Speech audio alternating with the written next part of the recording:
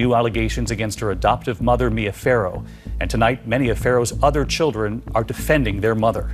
Mia Farrow breaks her silence after decades to discuss the fateful day. The images that would destroy her world were discovered at Woody Allen's residence in January 1992. However, that was hardly the most alarming finding. After that, her life descended into an unimaginable spiral of treachery, abuse accusations, and long-buried family secrets. She has now decided to tell the world the horrible, unfiltered truth about the guy she has called her worst regret in life, and she is 79 years old. Los Angeles, California is the site of Mia Farrow's birth on February 9, 1945. Hollywood was a part of her family's history. Maureen O'Sullivan was an actress who portrayed Jane in the Tarzan films of the 1930s and 1940s. Her father, John Farrow, was an acclaimed Australian cinema director and writer. Out of a total of 7 children, Mia came third. She spent her formative years in the lap of luxury in Beverly Hills. A lot of famous people from Hollywood would come to stay at her family's mansion. George Corr, an acclaimed filmmaker, and Luella Parsons, a formidable gossip journalist, were even her godparents. When she was younger, Mia was a bit of a showgirl. Tourists passing by her house would enjoy her frightening little shows with fake blood and toy blades. She gave a sneak peek into her acting career in a short film she was in at the age of 2, Unusual Occupations.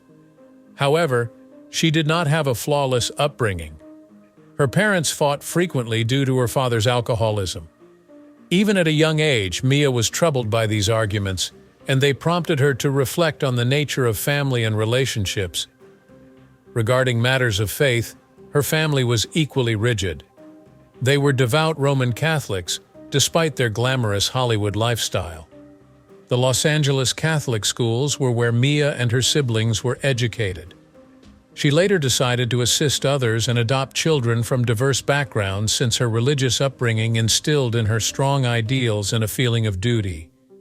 Tragically, Mia had polio in 1954 when she was 9 years old, during a major epidemic in Los Angeles. For 3 weeks, she was confined to the hospital in isolation. She suffered greatly from the disease's effects on her body, particularly in her legs, neck, and back. She was eventually placed in an iron lung to aid with her breathing. The separation from her parents was more difficult than the disease itself. The nurses weren't nice, and she was confused and terrified. Because her tears were causing everyone's distress, one nurse reprimanded her for it. Even the therapies were terrible. Mia particularly despised the therapeutic use of hot packs.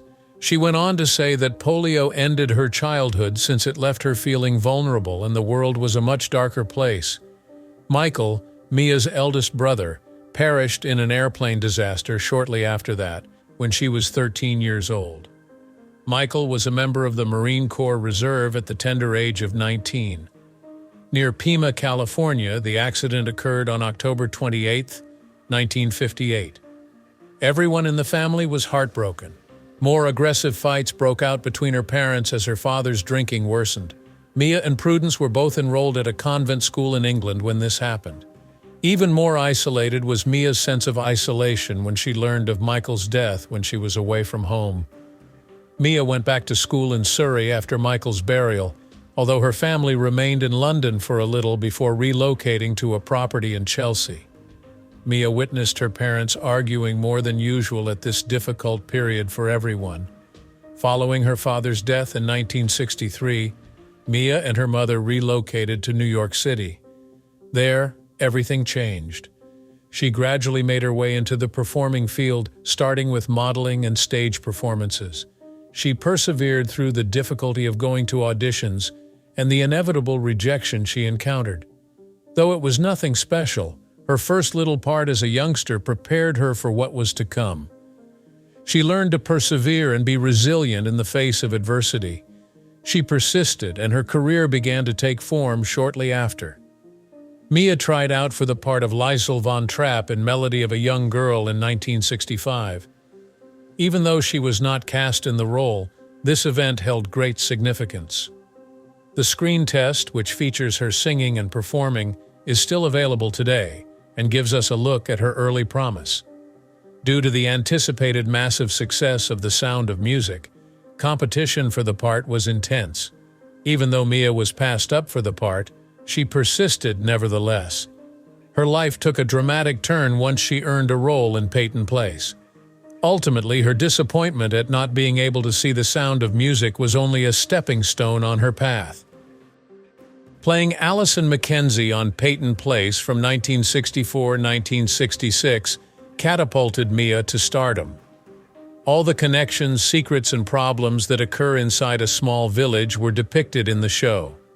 Allison, the character that made Mia famous, was a young lady who was kind and complicated. It was one of the first major television soap operas, and its popularity skyrocketed, bringing in millions of people each week.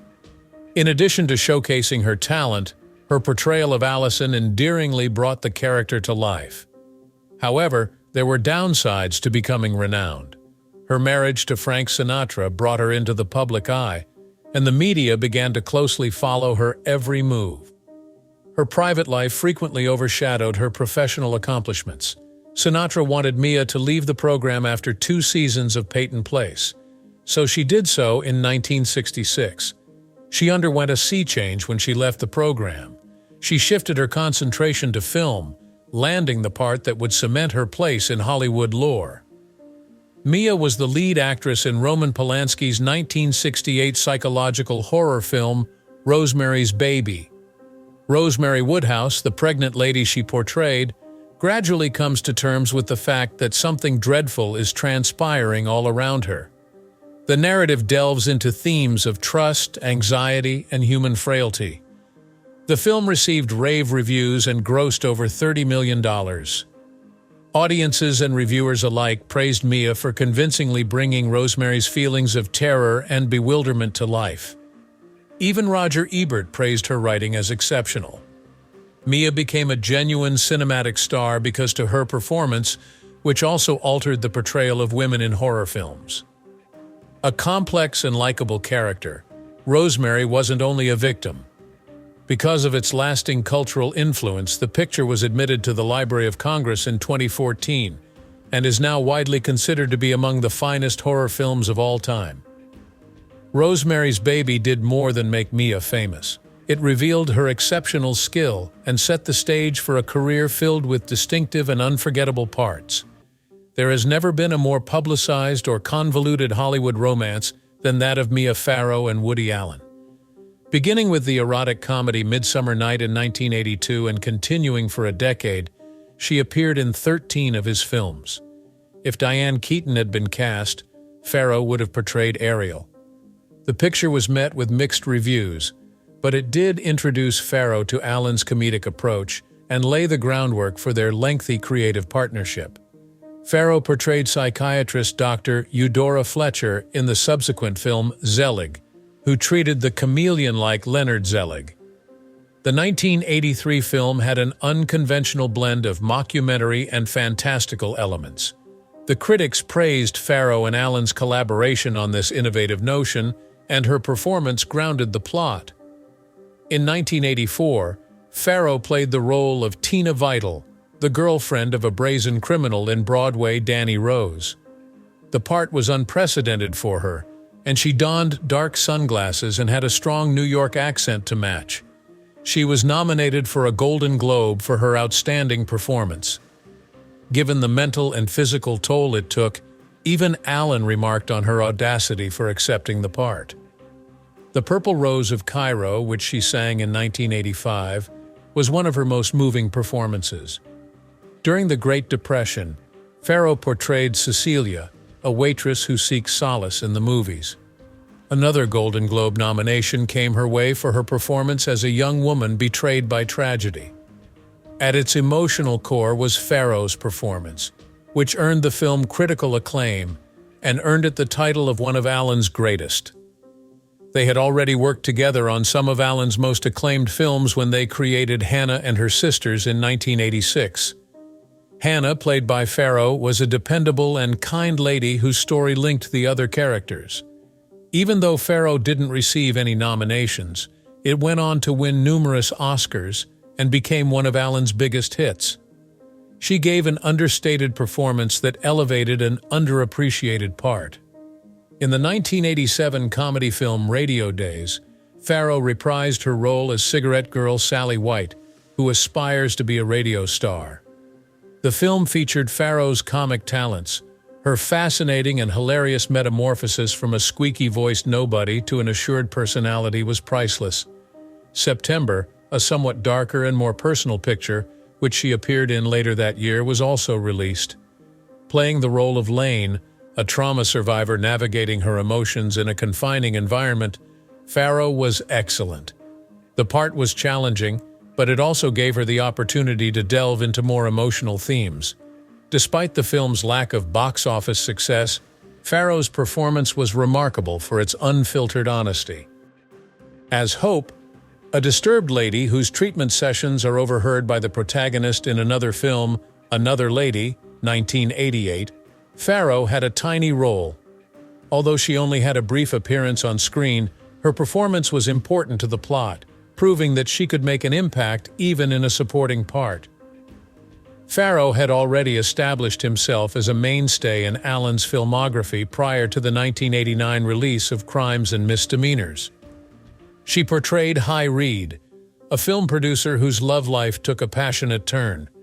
Her performance wasn't the main attraction, but she added nuance and complexity to a picture that was lauded for its examination of ethics and interpersonal dynamics. Farrow played the starring role of a rich Manhattan housewife who goes on a fantastical quest for self-discovery in the 1990 film Alice. Critical acclaim for her portrayal of both tenderness and comedy led to her second Golden Globe nomination, this time for this part. The part gave Farrow the chance to show off her dramatic and comedic sides, demonstrating her versatility once again. Farrow portrayed the eccentric sword swallower Harry in the 1991 film Shadows and Fog, which took place in a traveling circus. Despite the film's varied reviews, Farrow's one-of-a-kind performance elevated the ensemble cast in this homage to German expressionist filmmaking. In Husbands and Wives, 1992, their last picture together, Farrow portrayed Judy, a lady coping with the dissolution of her marriage.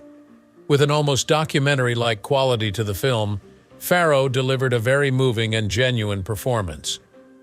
Her work was quite well received, even though she was going through a lot of personal problems throughout its creation.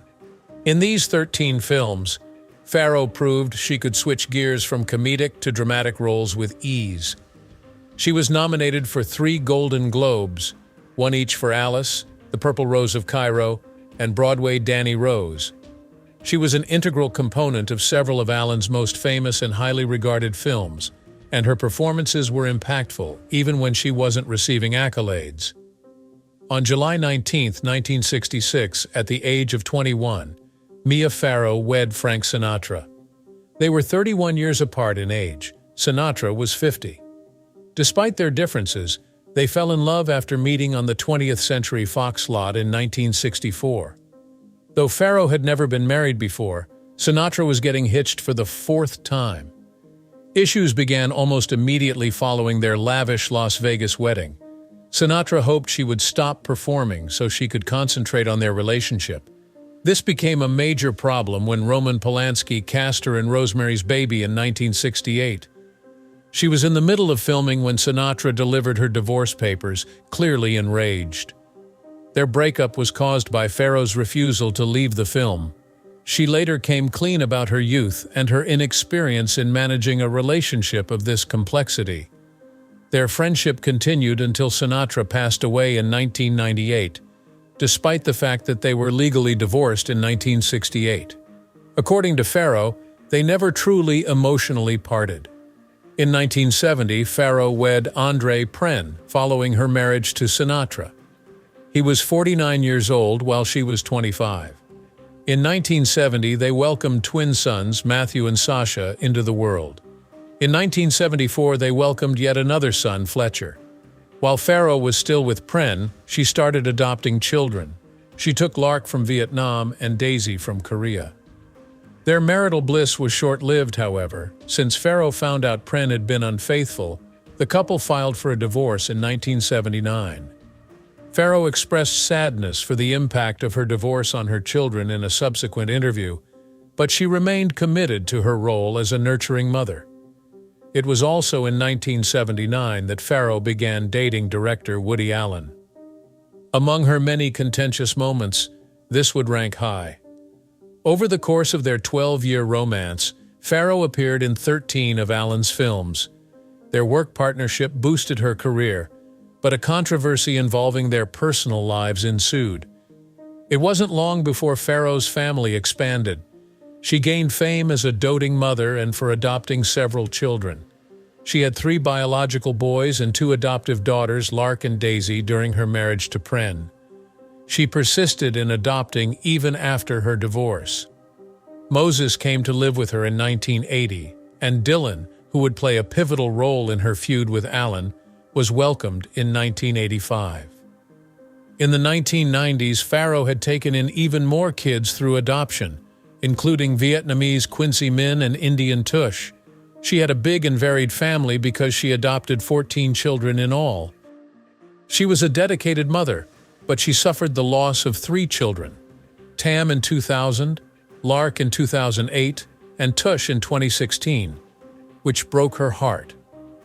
Farrow remained resilient in the face of these terrible losses so that she could be there for her family. In addition to becoming a mother, she also became a vocal supporter of children's rights and a champion for at-risk youth all around the globe. In January 1992, Mia Farrow's life took a tragic turn when she learned that her long-term lover, Woody Allen, was involved with Sun Yee Pren, her adopted daughter. What happened next will stay with me forever. Mia found a stack of racy Polaroid pictures of Sun Yee while she was at Woody's New York residence. While still residing with Mia, Sun Yee began the affair at the age of 21. Years before to the start of her relationship with Woody, Mia had adopted Sun in 1977.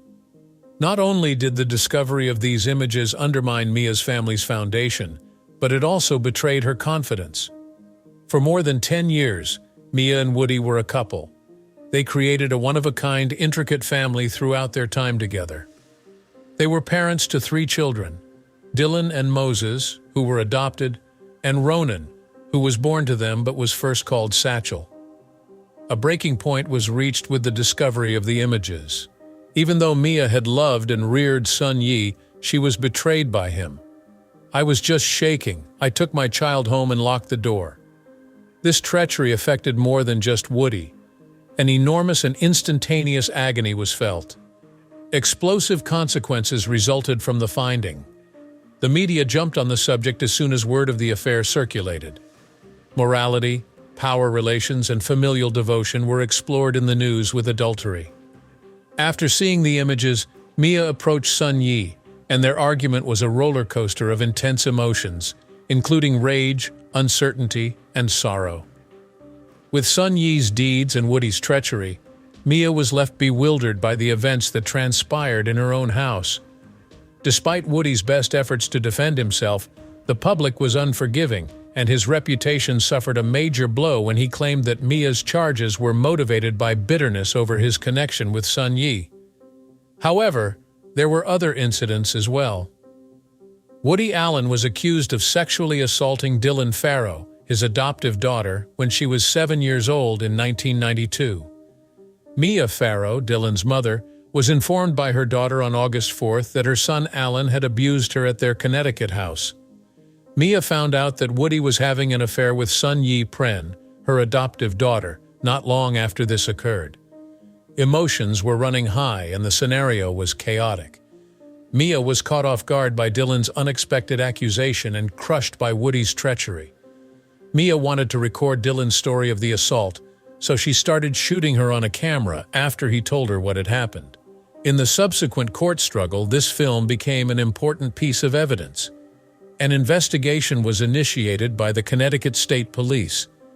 They sought to ascertain the truth by questioning Dylan and other relatives.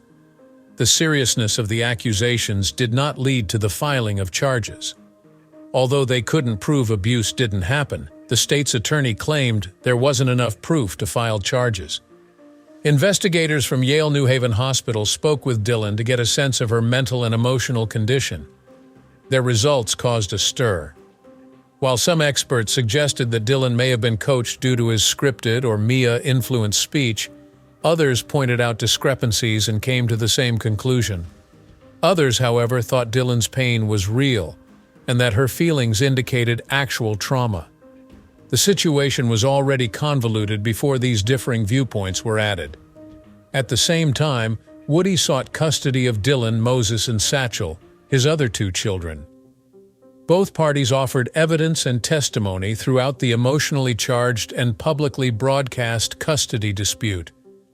In the end, the court decided that Mia should have custody of the kids and that Woody should no longer be able to visit Dylan. Serious concerns regarding Alan's activities were expressed in the judge's judgment. Woody and Mia continued to accuse each other of misconduct for years, keeping the issue in the forefront, and the dispute didn't end there. She said her narrative was real as Dylan got older and continued to stick by it. Mia Farrow's portrayal in the HBO series Alan v. Farrow was a turning point in her protracted struggle to present her perspective about Woody Allen and the accusations of abuse involving their daughter, Dylan Farrow. Kirby Dick and Amy Ziering directed the documentary, which was released on February 21, 2021. The four-part series delves deeply into the events behind Dylan's 1992 abuse allegations against Woody when he was 7 years old. In order to create a coherent and thorough story, the filmmakers consulted many sources, including home films, court documents, police reports, and interviews with relevant parties. At first, Mia had second thoughts about being a part of the show. In order to protect the storyline between Mia and Dylan from being sensationalized by the media, the producers had to persuade her, and they secretly used the moniker Eliza Project during production. Archival material from Mia's home movies was a moving component of the documentary. It depicted a young Dylan telling her tales soon after the alleged incident occurred. Being able to see the family's struggles in such an open and honest way was moving and painful to see. The claims and their consequences were also explored in the series, particularly Mia and Woody Allen's contentious custody struggle. Media attention and public opinion were major factors, and they frequently worked in Allen's favor. Many saw his refusal to appear in the documentary as an attempt to bias the audience. Some said that without him, there would not have been enough room for Mia and Dylan to talk about what had happened to them. Regardless, the story centered upon Mia and Dylan, showing how they overcame adversity and kept going. Participating in this documentary was an emotional roller coaster for Mia Farrow. She discussed the shift from joy to sorrow in her relationship with the Oscar-winning filmmaker in an unusual interview. Farrow said that she was ecstatic in the beginning, but that by the 1990s things had changed drastically. She was very forthright in her assessment of Woody Allen. Their connection is still her worst regret, she says now. "If I could take it all back, I would," replied the woman. "According to people, I wish I'd never met him. That's my greatest regret, to bring somebody like that into the family." Farrow provided further details about their scandalous relationship in an interview from 2018, clarifying that it wasn't as cutthroat as one may assume. "It's not a simple yes or no," she said. As Woody Allen put it, "Otherwise you'd ask yourself, what on earth are you doing with that person for 10 minutes, let alone 10 years? I reached a place many years ago where I just don't care about him." The two are still not on speaking terms. Allen confirmed to The Hollywood Reporter in 2016 that they were never in touch. In response to a question about whether he had ever laid eyes on Farrow, he said, "No, I don't think she lives in New York. I think she lives in Connecticut. I'm not sure. She travels for UNF or something." Despite the passage of nearly 3 decades since their highly publicized split and custody battle, Farrow has acknowledged that she continues to be terrified of Allen's potential behavior, particularly in light of her role in the HBO series.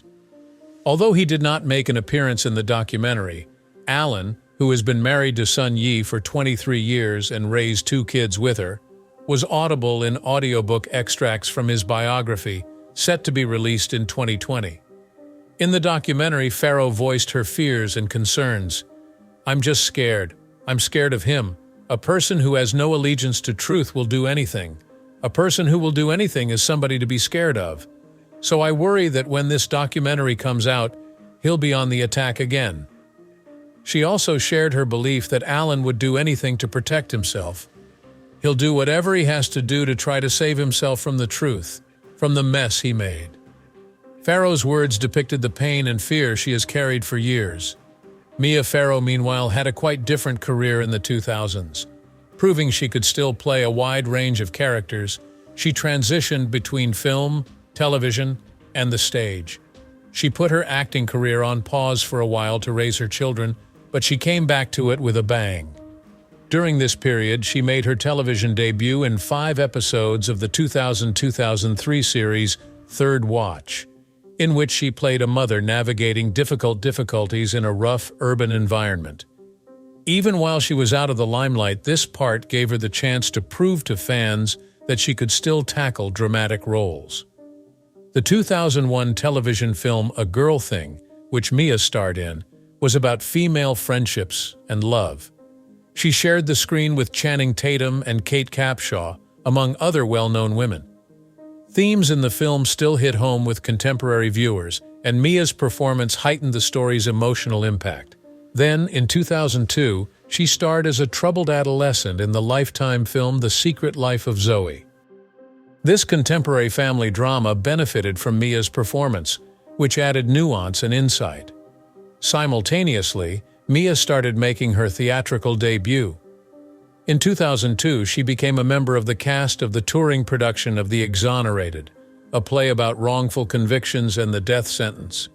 She had shown her dedication to playing in meaningful stories by taking on a part that dealt with weighty societal themes. In the heartfelt play Fran's Bed, which she performed in 2003, the themes of love and grief were explored. The fact that Mia could still captivate theatergoers in such a dramatic capacity was demonstrated by this performance. Additionally, Mia started to prioritize humanitarian activity in the year 2000. She volunteered her celebrity status to aid underprivileged kids all across the globe as a UNICEF Goodwill Ambassador. She went to regions of Asia and Africa that had been devastated by illness, poverty, and conflict. Her journey to Darfur was formative because it allowed her to see the devastation caused by conflict up close. She paid a visit to the Chad refugee camps in 2006, where Darfuris had sought sanctuary. She took the time to hear their experiences and highlighted the hardships they were through. She condemned the brutality and urged the international community to spare these innocent people as soon as possible.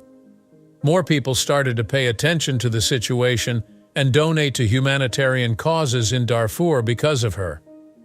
Just bringing attention to the problems wasn't enough for Mia. To aid victims of genocide and violence, she became involved with organizations like Fund for Darfur and donated to peace-building initiatives. She demonstrated the seriousness and urgency of the problems by sharing the human experiences she has experienced. Human rights groups honored her for her commitment, and her time spent working with UNICEF motivated people to do good in the world. The area of Darfur was vital to her efforts. In 2009, Mia went on a hunger strike in response to the deteriorating situation in Chad. Since then, violence has moved from Darfur into Chad, making refugees no longer secure.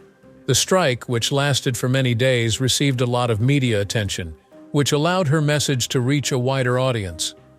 She worked with organizations that helped refugees recover and reconstruct their lives, such as the Aegis Trust and the Save Darfur Coalition.